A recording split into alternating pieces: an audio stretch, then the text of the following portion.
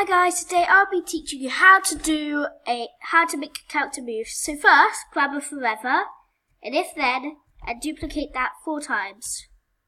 1, 2, 3, and 4. There we go.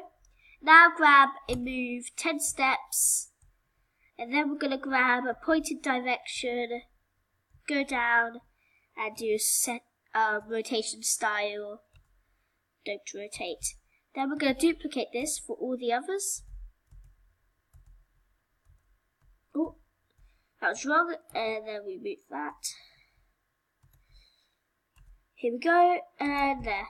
Now we're going to do one key is pressed.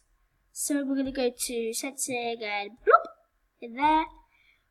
So what one's 90? I think down is not. No, that's 180. So now it should go down when we start the code. Yes. Now it goes down when we start the code, so that's perfect. Now we are going to make it go up. So we're just going to duplicate that. Let's duplicate it for all the others. Oh, here we go, and then we go up. Oh, up.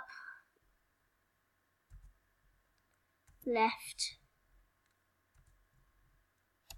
right, so up would be 0, left would be 90.